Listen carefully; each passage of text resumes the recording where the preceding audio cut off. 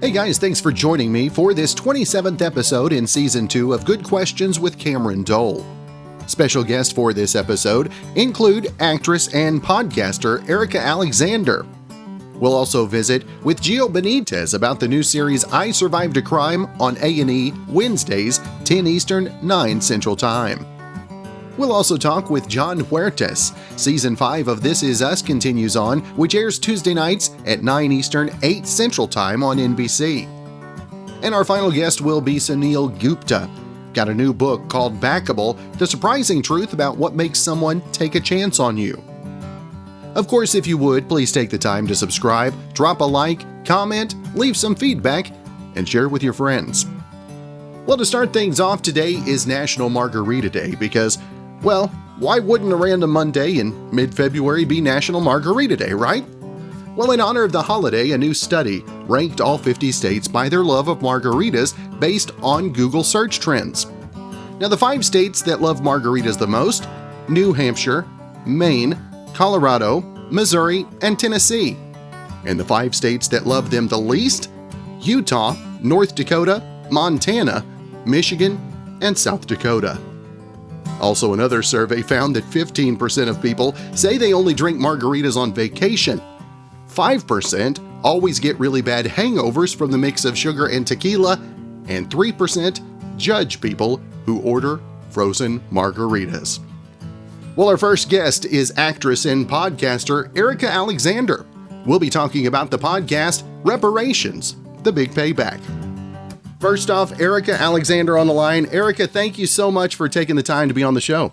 Cameron, thank you for the invitation. I appreciate it. And Erika, for you, obviously folks know you from the screen. When did the podcasting idea, when did you first decide to launch off into the podcast world? Okay, so I'll give you a little quick sort of run up to this. We are still doing a documentary on reparations.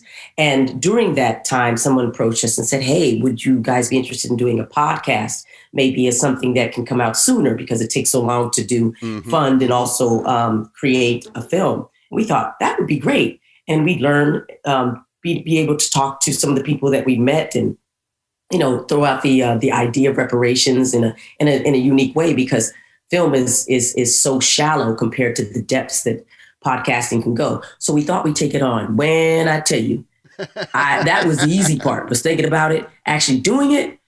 I just got to tell people, podcasting is the amazing world. It's like a big universe. It's like the Starship Enterprise. You can go anywhere and find all sorts of stuff. But to do it and hopefully do it well, it is a tough gig. So the audio space, we had no idea what we were getting into. We learned as we went. We got a lot of help and a lot of advice. And and just really suffered over every little thing that we were doing. But eventually we got, our episodes going. So that's how we got into it. We stumbled into it. If we knew what we were getting into, I don't know if we would have done it.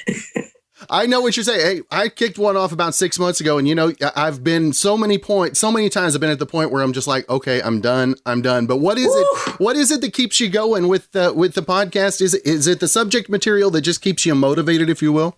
Yeah, I guess so. That, and we like pain, I guess. I don't know. I mean, the thing is that we wanted to tell a story about reparations, or not tell the story, but create a space where the issue could be put out front, but the story about it would be told through a Black woman and this white man's conversation and relationship with each other while we, explored this very complicated issue. So that keeps us going. That, and the fact that it really is gratifying with podcasting that you can do something and it can come out so quick. And quick is, within, a month's time, right, or, a few weeks, or depending on, what the schedule is. So I like that. I like anything, because there's so much that doesn't get done in Hollywood. You could have so many things that, a crash and burn at any level. But, you really have very few obstructions. It's just as hard as you want to work and as much time as you want to give it. And yeah, you need resources. There's people that need to be funded and that type of thing, depending on what you're making. But it's it's a DIY. You can do it yourself. That's right. Now, Erika, as you delve into the heavier, the darker parts of reparations, I mean, I think good conversation is about the times that we do disagree, but we still have to come together, even no matter what we feel, right? Yeah, and that's the difficulty, Cameron, because we can get caught up in our feelings and forget that the person is human. Meaning you have to come as you are. Some people are more inside of the space of talking about race and not only reparations, but, slavery and all the things that go with it, prejudice, bias, and being open to being educated inside of it, but also feeling like they're being heard, feeling like their conversation doesn't just close down because we disagree or can't come to some kind of consensus. We're not supposed to. We're just supposed to hear each other out and then move forward from there. And forward sometimes just means that we don't crash and burn. We don't burn the bridge. Right. And so that's what our goal was, to show that it does happen. It can happen. And as long as people are allowing themselves to go on an adventure, there's some good things that can happen out of it too. Now, how has doing the podcast changed you? I mean, how has it maybe changed your view on things? Well, I think that when I first started talking about reparations, I think I mistook the reparations movement as a personal admission or payment of monetary or moral debt toward me and, say, fellow African Americans from white Americans. But now I'm convinced and very educated by those who are committed, and they're the experts in this issue, that that's too limited a point of view, that the debt really resides within the very fabric of America. We call America the beautiful, and we say sea to shining sea, but it's inside of the DNA. So it's the government's debt to pay. It's the government to look at this and sort of say, hey, you know what, this did happen. It does have consequences and repercussions that are way past the flesh and bone of the people who actually were enslaved. And there's all sorts of things that are unfortunately funky and messed up and tied into policies that continue to exercise themselves and oppress this particular people. So we think that talking about race or reparations has to be a zero-sum game. It does not. It just is one of those things to admit, hey, there needs to be something done. And I think the COVID situation and George Floyd sort of made us all look at that and say, we haven't done enough. There needs to be some focus, restitution inside this. And for some people, it's still a problem, but I think at least a lot more people are open to it. And what has maybe been what was maybe the biggest technical thing that you've had to learn with podcasting that you never had any idea of before? Well, obviously getting good audio is a difficulty.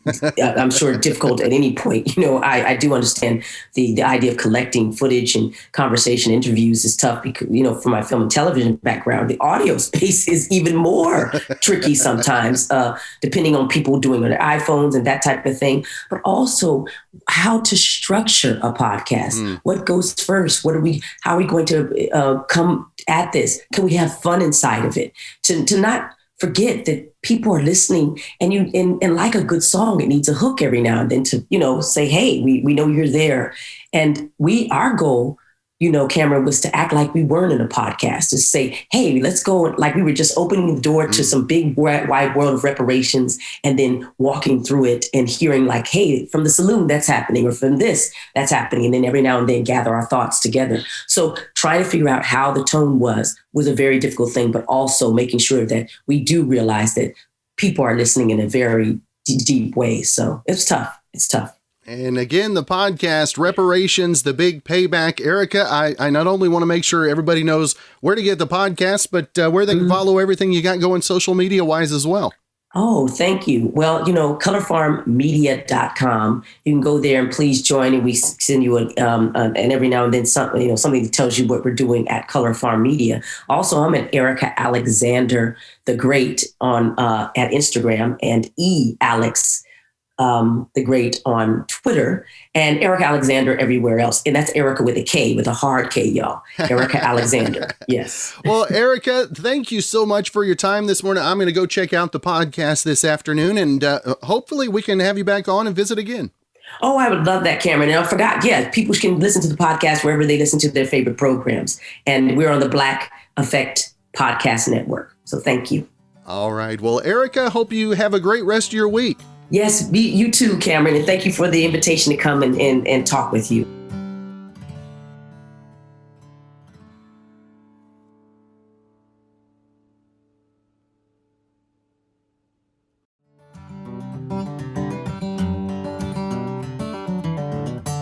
In other news, if you always forget people's names, you probably won't remember this website either, but it could help.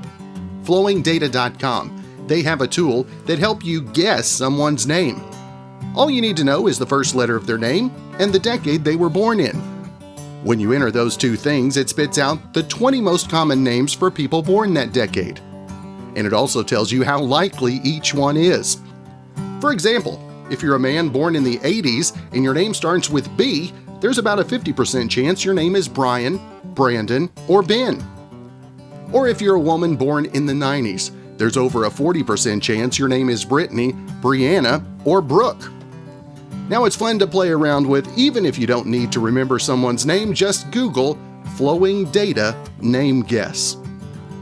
Our next guest, you know him on ABC News, Gio Benitez, got a brand new series on A&E, Wednesdays, 10 Eastern, 9 local time, called I Survived a Crime. First off, Gio, thank you so much for taking the time to be on the show.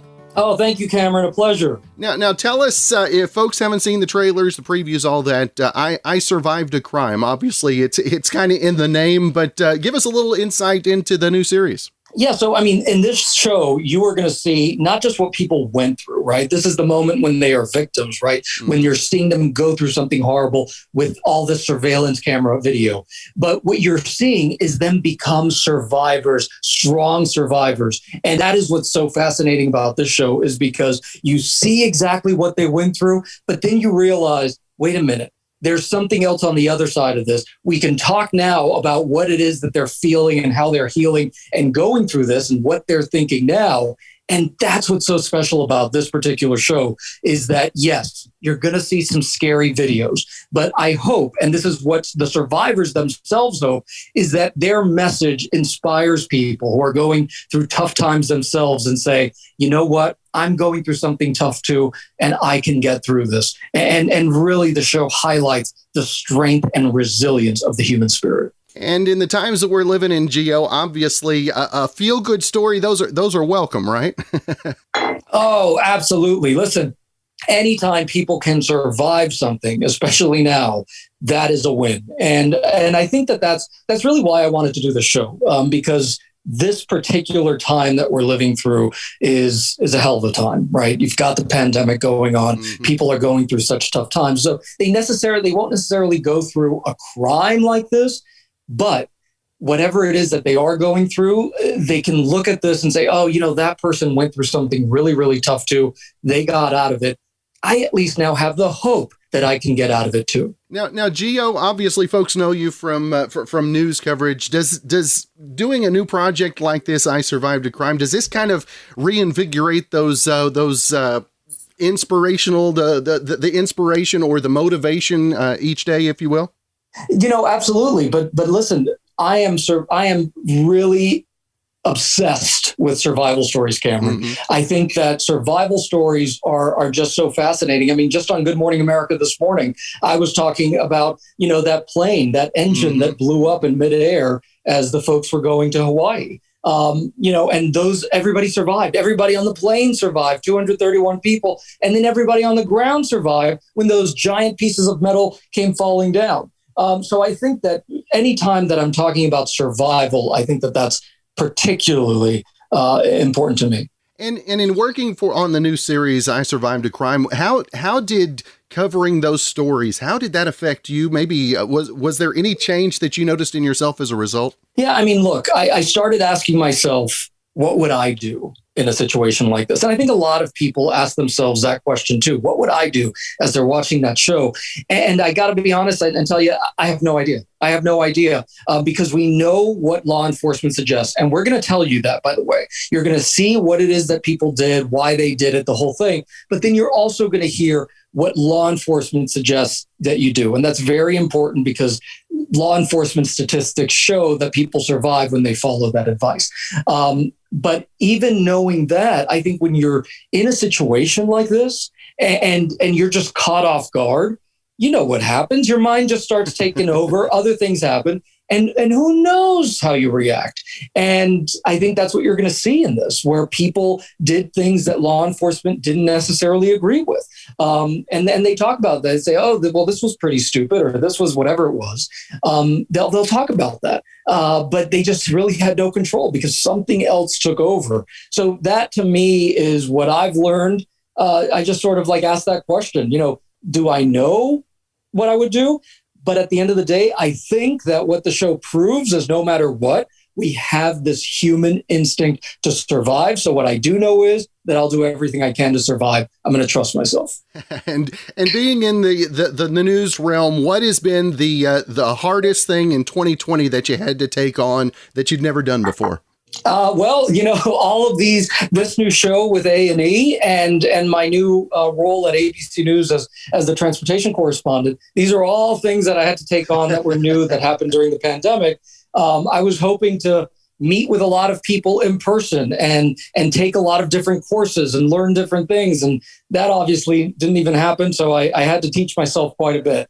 But I think, listen, out of all the things that could happen, that's so many people are struggling so much. And that is absolutely nothing to complain about. That's right. And again, I Survived a Crime, new series on A&E. Gio, I want to make sure and let folks know not only where to keep up with the show online as well, but everything you've got going social media wise as well. Yeah. So, my Twitter, Instagram, the whole thing is at Gio Benitez. But also, if you go to aetv.com, you can see last week's episodes on demand. You can see that on your streamers as well. And it's last week's episodes in particular were just so emotional.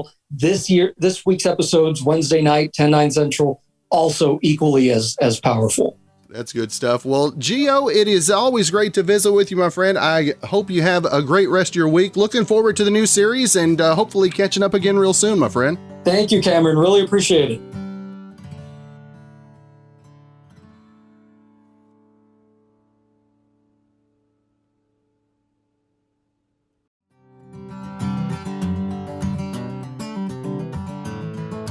Well, guys, we all know it's important to be a good friend, even if your motivations are very questionable. Well, according to a new study out of Oklahoma State University, the main thing that drives us to be a good friend to someone is jealousy that they might like their other friends more than us if we don't step it up. The researchers found we're even more jealous of a person's other friends than their new significant other. Quote, which means what makes us most jealous is the possibility that we might be replaced. Up next, actor and director Jon Huertas. Season 5 of This Is Us continues, including one he'll be directing coming up on Tuesday night. First off, Jon, thank you so much for taking the time to be on the show. Thank you so much. I appreciate you having me. It's a pleasure. Now, Jon, obviously, how much different did directing have to look this time around, just because of all that we're going through right now? It was, it's different. We have protocols that we have to work under that are, unlike anything we've ever seen before. From having different zones when you're allowed to be on certain parts of the set, depending on what area you work in on the cast. Also, having to wear a mask and a face shield the entire time when you're working with the other actors. As a director, it's different when you're an actor because everybody has their mask off, which makes actors vulnerable. But then just having to talk to them with a face shield and mask on as a director is tough to kind of convey your, emotionally what you want to tell them. Even when you want to tell them they did a great job, like how are they really reading that coming from just your voice and just your eyes behind this shield? So you want to. It's different, but life isn't fun unless it's challenging. So I definitely embrace all of it, and we're having a great experience. Not a great experience, but we're having a great experience on the set right now, just overcoming challenges. I think that together as a cast and a crew, it's really it's great how we're all just so supportive and kind of dedicated to making sure that everyone is safe and that we're all, doing something that we love and that we want it to be successful. I think that's, being able to overcome the different obstacles that we have with COVID. It is great that we've been able to come together like this and it shows us that we all do love each other and support each other. As the season 5 progresses, obviously Miguel's got a couple of storylines in there as well. And tell us what we can expect, obviously, without giving away too much, Jon. Well, I think we're going to go into season 6 ready to really see how Rebecca and Miguel's love story kind of played out. We're going to, I think, set up a little bit of that in season 5, towards the end of season 5, but season 6 is where we're going to really dive into to their relationship, and I think we're going to get a really big surprise in season 6 with regards to what we learn. It's going to be something different, something special. Now, Jon, as This Is Us goes, obviously there's so much. Folks are wanting to know so much. How hard is it for you to keep things under wraps? Are you a guy that's easy with secrets, or is it a challenge for you? I'm pretty easy with the secrets.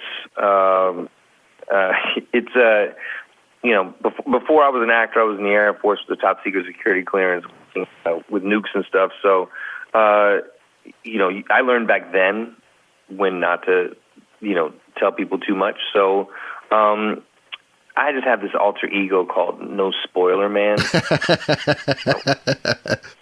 A little S, NSM on my chest. I just, put my cape on, fly around. No spoilers. Yeah, you want to be excited about what you filmed and what you've done. But, I love, as an audience member personally, being surprised. My wife and I, when we see something as far as a trailer goes for a movie or for a television show, we start watching it, and if we can tell sometimes when they've put too much in the trailer, and we suddenly hit the brakes and we turn it off. So, I love, as an audience member, being surprised by what I watch. So I want to make sure that I want people to have that same kind of experience and love for it that I do. So I definitely am really easy at keeping secrets. Plus, I don't want to get fired. I don't want to get fired. You got a pretty good gig. And for you to be on a project that is impacting and touching lives, how much pride do you take in that on a personal level, not even on the professional side? I think I take a lot of pride because I feel like, if we as a television show can touch this many people and have so many people say, I relate to this storyline, I relate to this character. If we can touch that many people, to have that many people coming back every week, I think that it proves that we kind of have somewhat of an important job, because if we're doing that, we're giving people something to connect to and connect to one another with. And I think that's important for where we are as a society. The more things we can do to connect people than to divide people, I think is more important right now than ever. So if we can be a part of that, if we can be a part of connecting people, just think about it. If someone has differing political opinions, they can't talk to one another without, maybe some sort of, fight or something. But those same two people can talk about This Is Us, and then walk away feeling really satisfied about having a great conversation with someone about something they both love. And I think that's where we need to get back to that. We need to. So if we can be a part of that, we can be a little piece of that puzzle. That is really gratifying to me. That's good stuff. Again, season 5, This Is Us, Tuesday nights, 9 Eastern, 8 local time on NBC. And Jon, always want to make sure and let folks know where they can keep up with everything you got going social media wise as well. You can follow me on the Instagram, and on the Twitter, at Jon Huertas. It's just my name, Jon. No H in the first name, just in the last name, Huertas. And I also am a new TikToker. I'm actually a novice. I'm an amateur. I'm not even a novice. I still don't know how to use TikTok the right way, but I'm trying. All right. Well, Jon, it's always great to visit with you. I hope you have a great rest of your week, and hopefully we'll catch up again real soon, my friend. Thanks, man. Take care. Have a great day.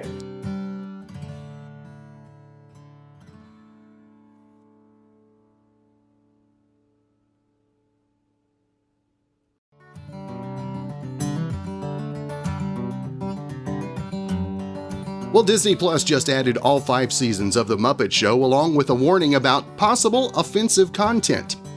Remember The Muppet Show, it aired from 77 to 81, a time when we were less sensitive about how we portrayed certain people. And Disney says the show includes some, quote, negative depictions and or mistreatment of people or cultures. The disclaimer says, quote, these stereotypes were wrong then and are wrong now.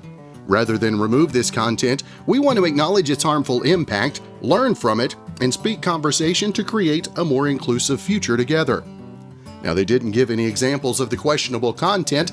There are 118 episodes of The Muppet Show on Disney Plus, even though there were 120 in the original run. But the 2 missing episodes have nothing to do with offensive stereotypes. They're both from Season 5. One of them had Brooke Shields as the guest star, and apparently it's gone because of music rights issues. The other featured British comedian Chris Langham, who was convicted for possession of child pornography in 2007, so there's that too. Well, our final guest is Suneel Gupta. Got a brand new book called Backable, the surprising truth about what makes someone take a chance on you. First off, Suneel, thank you so much for taking the time to be on the show this morning. Cameron, great to be here. Thanks for having me. Now tell us about the book, the studies. When did you decide that the timing was right, that you had everything put together for Backable and the whole story behind it? Yeah, well, I started writing this book about 4.5 years ago. It was fall of 2016. And what I was realizing at the time, which I think a lot of people come to realize in their lives, which is that creativity and persuasion are 2 very different things.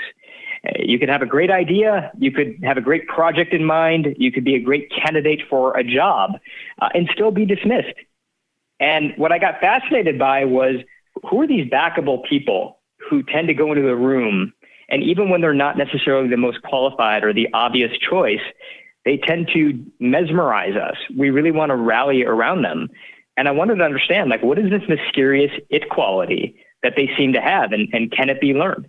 And Suneel, how easy do you think the steps that you track in the book, how easy do you think they are for folks to grab a hold of and actually take part in their lives as well? Yeah, and that's the thing that really surprised me, Cameron, is I think that they're almost too easy sometimes, that we kind of miss them. They're things that we can sort of immediately put to practice. And once we hear them, we're kind of like, yeah, that makes sense, but oftentimes we miss them. So let me give you an example.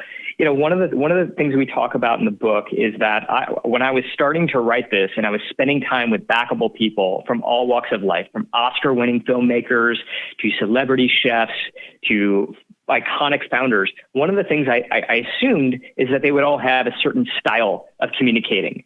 They would make certain use of eye contact and hand gestures and pacing, all the things that we sort of learned from Toastmasters and Dale Carnegie. But I found that to not be the case at all. Certainly, you have certain backable people who have, a very polished way of communicating, but you have others that don't. And if you want an example of that, go look up the #1 most popular TED Talk of all time right now. And you may be surprised to find that it's actually a very un-TED-like presentation. It's a guy named Sir Ken Robinson. He's got one hand in his pocket. He's got a bit of a slouch. It meanders on and off script, but it's this brilliant talk. And what I realized, Cameron, is that it's not charisma that makes someone convincing. It's conviction. Backable people take the time to convince themselves first, and then they let that conviction shine through whatever style it is that feels most natural to them. And Suneel, delving into that a bit, I mean, sometimes folks come up with an idea and they think, well, this is a brilliant idea, but they're still not convinced themselves. I mean, how hard is that sometimes to hold back until you're truly convinced to share that sometimes? you're hitting the nail on the head, which is that when we studied sort of how creativity is shared inside companies, for example, what we found is that most ideas don't get killed inside the conference room. Most ideas actually get killed inside the hallways, around water coolers, because what ends up happening is that we get really excited in the moment and we blurt out the idea, and then we kind of look around and no one kind of gives us that validation that we're looking for. And so we sort of tuck the idea into a drawer and we sort of walk away. And this happens all the time, and it happens even with the most brilliant ideas. So the technique to keep in mind is that when you're in that moment, think to yourself, is this an idea that I have high conviction for or low conviction for? One way to think about it is this a chocolate M&M? Or if you squeeze it, it kind of cracks? Or is this a peanut M&M? If it's a peanut M&M and you have high conviction and people can squeeze on it and it won't crack, then by all means, blurt it out in that moment. There's no time like the present. But if it's a chocolate M&M, it's exciting, but you don't quite have conviction over it yet, then I advise you to take what I call incubation time with your idea. Resist that temptation and take some quiet time to yourself to nurture your own idea. Put it down on paper. Start thinking about the flip side of it. Think about what some potential objections might be. Answer those objections. Really start to nurture it. You may not have perfect answers, but it gets you into a place where you have much higher conviction for that first impression. And we don't want to delve too deeply into the book and all of the different steps, but another one of the steps that I was intrigued by, a lot of folks think that they have to be this larger than life ego, but you say to let go of that ego, if you will. Yeah, and it's hard. It can be hard. I think one of the best sort of pieces of advice that I came across in writing this book was from somebody who coaches junior level executives and leaders, people who are sort of rising through the ranks. And one of the things she says is that when you're about to walk into a room to present anything, even if that's yourself for a job, the spotlight is on you. But what you really want to do is you want to take that spotlight and you want to shift it onto something else. That could be your message. That could be the customer that you're there to serve. That could be a visual that you actually want to show off. But as soon as possible, you want to shift from presentation mode into what I call in the book huddle mode, where you're sort of looking at something together and you're representing something other than yourself. Because when we get into trouble is when we're actually feel that spotlight burning on us, and we make it all about us. Some of the people that I interviewed for the book were Hollywood agents. Okay. And they're really, really good at representing their clients inside a room. Whenever they're talking about their clients, it's like they're Ari Gold from Entourage, high charisma, high confidence. But then what's interesting, Cameron, is you get them talking about themselves where they're no longer representing their client. And then all of a sudden that kind of dissipates. It goes away. Right. And I think that's a pattern. When we can make it about something else, when we can take that spotlight and we can shine it on to something else, we're always better at advocating for someone else than we are sometimes for ourselves. That's right. And again, the book, Backable, The Surprising Truth About What Makes Someone Take a Chance on You. Check it out. Of course, Suneel, I want to make sure and let folks know where they can find not only more information about the book, but everything else you got going social media wise as well. Yeah. Just go to backable.com, BACKABLE.com. And the book is available for pre-order today. It comes out officially tomorrow. All right. Well, Suneel Gupta, it has been great to visit with you this morning. Looking forward to delving deeper into the book myself, and hopefully we can catch up again real soon, my friend. That sounds great, Cameron. This has been a blast. Again, thanks for joining us for this 27th episode of Season 2 of Good Questions with Cameron Dole. If you ever have a comment, question, or anything else you'd like to know, you can find me on Instagram, Twitter, and Facebook, all at GQ with Cam. If you'd like to help out in the funding for this podcast, feel free to click the support tab and follow the instructions. If you have a special guest idea, email me, gqwithcam@gmail.com. Thanks again to Brandon Allen for coming up with the theme music. We'll let him play us out. Hope you guys have a great rest of your Monday. Join me for episode 28 coming up tomorrow.